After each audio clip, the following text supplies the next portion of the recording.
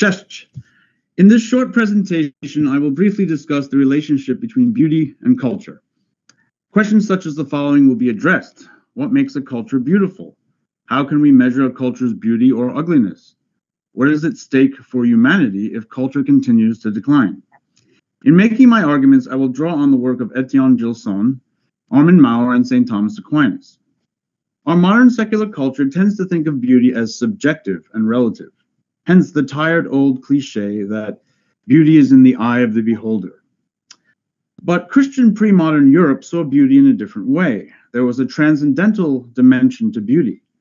That is, there was a hierarchy of forms, a scale of being beginning with inanimate things such as precious stones, moving upward to living things such as human beings, and eventually culminating in God, who is most beautiful, or more precisely, a God who is beauty itself. The scale of being was not a matter of subjective opinion or cultural relativism, but instead an objectively true scale that could be measured philosophically. In the case of St. Thomas Aquinas, this scale of being is discussed in his Quarta Via, or fourth way of proving God.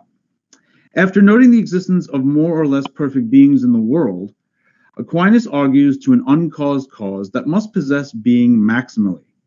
That is, the uncaused cause cannot possess being in a limited or in a participatory way. Instead, the uncaused cause must be identical to being itself. In other words, this uncaused cause, or God, is not some kind of essence, such as a cat, that has being. Instead, God is a reality, the only reality, in which essence and being are identical. The identity of being and essence in God is related to Aquinas' teaching about divine simplicity, which helps to explain why God is uncaused, and which leaves no room in God for any kind of composition. As such, it leaves no room for any real distinction between God's goodness and beauty, or God's wisdom and power, and so on. The identification of God with beauty was only possible in a metaphysics that held beauty as a transcendental attribute of being. The doctrine of the Transcendentals is complex and one that I cannot discuss in depth here, but suffice it to say that transcendental attributes, such as the true, the good, and the beautiful, are identical in reality with being, even if they are conceptually distinct in our human understanding for reasons having to do with the weakness of human knowledge. I mentioned God, the scale of being, and beauty as a transcendental attribute of being because these allow us to judge philosophically not only a hierarchy of beauty among creatures, but also among cultures.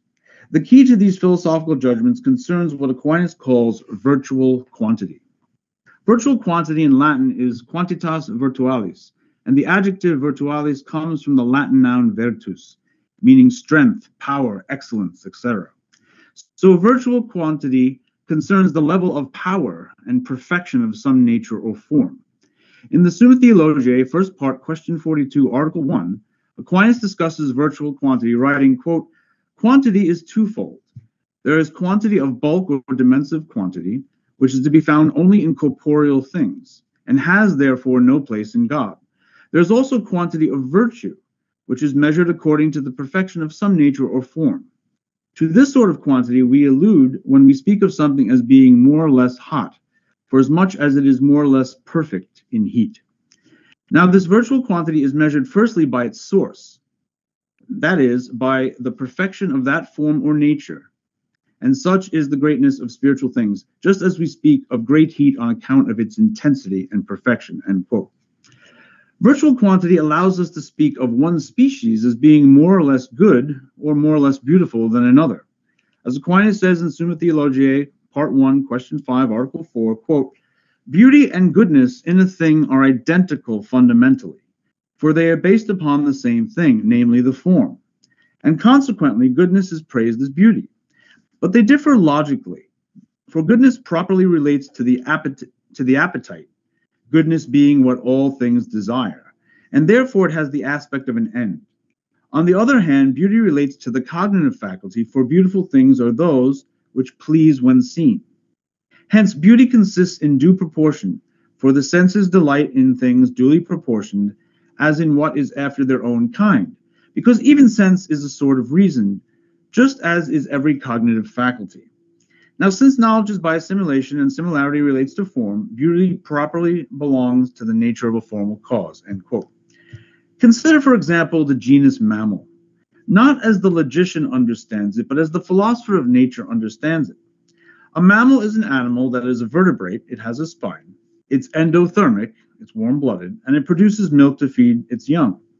For the logician, the genus is merely understood as the definition I just stated. And so when a logician discusses a mouse or a human being, he uses mammal univocally. For the logician, a mouse and a human qua mammal are no different at all. They are equally mammals. The logical genus is existentially neutral, and so in a logical sense, substance does not admit of degrees. However, the natural philosopher considers the genus not as existentially neutral, but as concretely and causally as a generator of species, if you will. Indeed, Aquinas says in the fourth way that, quote, the maximum in any genus is the cause of all in that genus, end quote. And this is related to species in virtual quantity, as I will explain. The different species of the genus mammal possess mammal nature with more or less perfection. So, for example, a mouse is a mammal, but a mouse possesses a much lower level of perfection of mammal nature than does a human being. This level of perfection is what virtual quantity is about, because virtual quantity is about the perfection of some nature or form. Aquinas explains how we measure virtual quantity in the same passage of the Summa Theologiae I previously cited, saying, quote, virtual quantity is measured by the effects of the form. Now, the first effect of form is being, for everything has being by reason of its form. The second effect is operation, for every agent acts through its form. Consequently, virtual quantity is measured both in regard to being and in regard to action. In regard to being, for as much as things of a more perfect nature are of longer duration, and in regard to action, for as much as things of a more perfect nature are more powerful to act, end quote. Based on these criteria, it is easy to understand why a human is a superior species of mammal as compared to a mouse.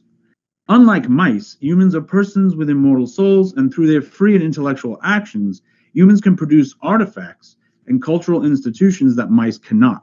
And as we shall see, analogously, we can use virtual quantity to judge whether a culture is beautiful and whether it is increasing or decreasing in beauty.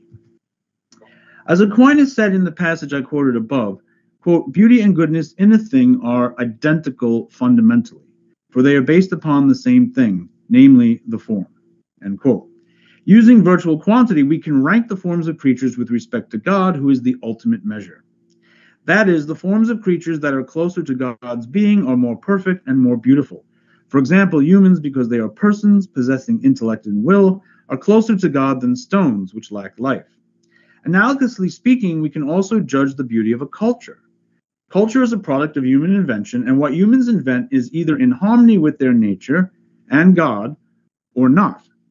As Armin Maurer puts it, humans were meant to work in harmony with God, and therefore, in some sense, humans were meant to be co-creators with God. Quote, having supplied mankind with intelligence, God left nature in his keeping, to guard it, cultivate it, make it fruitful, and fill it with his offspring. The art of man was meant to serve nature, to continue its creative activity. Man, by his art, was intended to be a co-creator with God, continuing nature's creative activity in the world, end quote. By the above measure, the Western culture has, unfortunately, created many non-beautiful cultural artifacts and institutions. The culture of death alone, as discussed by Saint Pope John Paul II, is sufficient to argue philosophically that the cultural elites of the West have acted in opposition to both God and to natural law. But of course, there are other serious contemporary cultural problems concerning human sexuality and sexual relations, as expressed in questions such as, what is a woman and what is a marriage? About 75 years ago, Étienne Gilson warned about many of these issues in an essay titled, quote, The Terrors of the Year 2000, end quote. It was both an indictment of the Western culture in his time and a prescient vision of our continued cultural decline in the 21st century. In it, Gilson discussed how the loss of God, as noted by Friedrich Nietzsche, was at the root of significant cultural change in the West. For millennia, the men of the West had always believed in God or gods. But now, quote, all of a sudden, there is no longer one, or rather, we see there never was one. We shall have to change completely our every thought, word, and deed.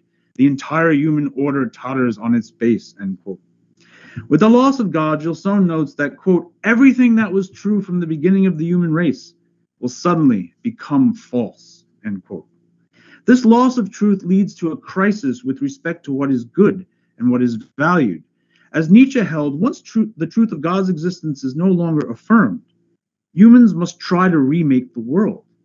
But as Gilson notes, humans cannot create ex nihilo.